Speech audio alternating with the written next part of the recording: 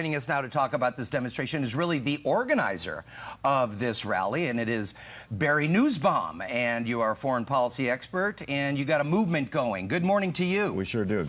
Glad to be with you. And thank you for joining us here. Now, this rally is in Washington, D.C., but I guess you want to rally the entire country. Absolutely. We're trying to put together as much awareness, Dan, as fast as possible that this is literally the worst foreign policy blunder in American history. And the more people that know about it are going to be motivated to go tell their congressman to say no to the president and go get us a much better deal. One of the things about this deal is, you know, when it first came out and John Kerry announced that this wonderful deal that they had cut with it and, you know, the world will be a safer place and all this kind of stuff. Now we're learning some details about what's going on, and these details are not pretty. Yeah, it's really ugly. In fact, when Kerry spoke before the Senate a few weeks ago, the Senate was pushing on him. There were rumors, Dan, that there were side agreements that no one was going to get to see. And Kerry actually under oath said, yeah, there's at least 2 side agreements, and I don't even know what are in them. So the Senate said, well, how can we be expected to vote if we're not going to see the agreement? Well, the Associated Press leaked the first agreement a couple days ago, and it's shocking what it says. Yes, and tell us what it says. It basically allows the nuclear inspectors in Iran to police themselves. Yes, it's outlandish. You have to keep in mind, Iran has cheated and broken every single agreement with the United Nations, the IAEA, over the last 20 years. They've never kept to one agreement. They're notorious for cheating or just withholding information.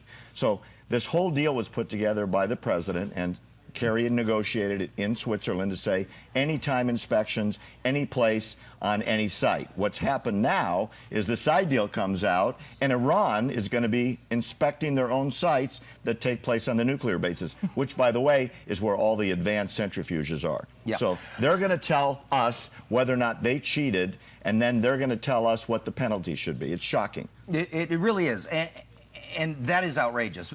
The other thing, the other side of this aspect is lifting the sanctions. Correct. And this really is a huge deal because Iran has been cut off from a lot of money for a long time. A lot of money that they would have used for weapons, whatever. So suddenly, Iran is in the money. Big money, big money. Yeah. It's outlandish. Keep in mind, our #1 enemy, according to the president, according to the Congress, is Iran, who weekly has 500,000 people in the squares screaming death to America, burning American flags, holding prisoners that shouldn't be prisoners that are American citizens. So what we have done in a deal, which is so unbelievable, it would never make a movie because the script wouldn't be bought by a producer. We're going to give them $150 billion on the first day, and they're going to promise to be better. Meanwhile, they've already started ordering mass weaponry from around the world. They've got an order for 100 of the most advanced Chinese fighter jets. They've ordered the brand new Russian missile defense system. They're going after ICBMs for North Korea. All these are offensive capability weapons that they could never have afforded before. We're going to give them the money to spend to arm themselves for them to do 2 things. They've already said it. In fact, the Ayatollah Khomeini released a book a week ago. He's going to destroy Israel and kill everybody there, and he's going to overthrow the United States government. He's not even apologizing for it. He's proclaiming it, and the book's been released worldwide.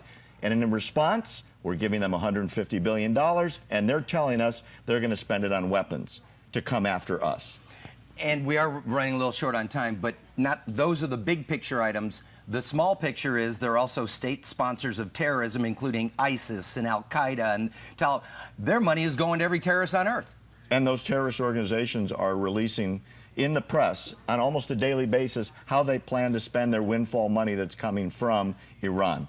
It's on the web. You can look it up. Go to YouTube, where Hamas puts out videos showing the terror tunnels they're building with Iranian promised financing to triple and quadruple them. Hezbollah has an offer in right now to build 10,000 more missiles with Iranian money. Where do you think those missiles are going? To our closest ally, Israel. We're paying for it. It's a scary thought. It is a scary, frightening That's why thought. we need to get to Washington and tell Congress this is a bad deal. The alternative, by the way, Dan, is not war. The alternative is a better deal, which is what was promised all along.